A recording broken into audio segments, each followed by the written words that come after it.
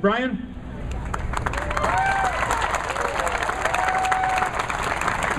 Thank you, Nick. I'm here as a private citizen, and I was humbled by Nick asking me to come speak to you all. What a great setting we have today. Beautiful weather, Old Glory in the background, and expressing our freedom as Americans here today. I can say, and I have a good friend about to speak behind me, Rob Muse, who's a former Marine. I'm a former Marine. Rob was in the Persian Gulf. I was in Iraqi freedom. When I went to Iraq in 2004, thank you. I'm sure Rob would say the same thing, and I hope I'm not stealing his lines.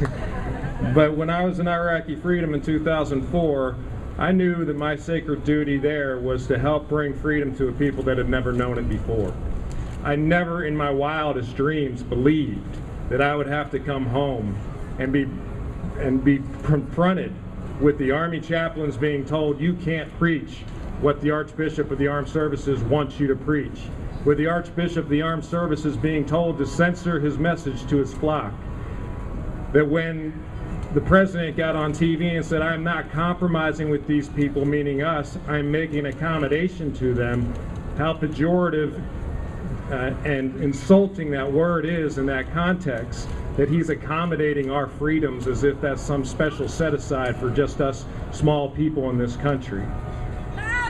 That I would have to think about the way that I as a Catholic evangelize, and Catholics aren't as good as some of our brothers and sisters at evangelizing face to face, but we evangelize usually in our schools, in our hospitals, in our charities.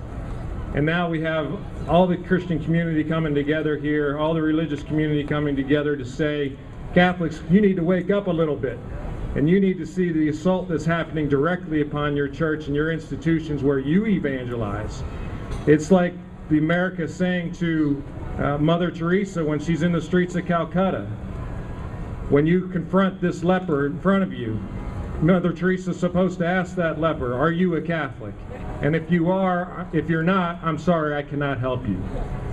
Those kind of things being confronted with at home here are outrageous and intolerable, and we cannot accept them. And that is why we are here today, to make our voices be heard.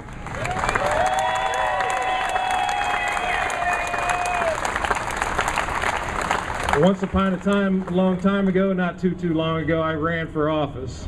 And what animated me to run for office so much was the Affordable Care Act, because I saw some of the evil wisdom that was in the Affordable Care Act, and what some of the things that might be wrought upon us folks of the faithful community, and those things are coming to fruition with the HHS and the mandate and those sorts of things.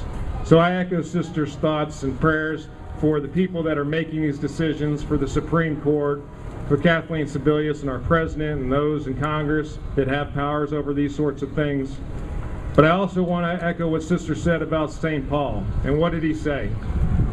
He said, when we are weak, we are strong. And right now I see us getting stronger and stronger and stronger. Never forget that the worse things get, and they've gotten pretty bad, the more God's graces abound.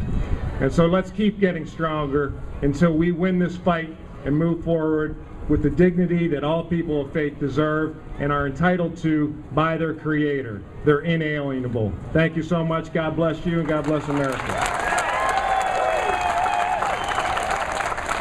Thank you, Brian, and once again, thank you for your service.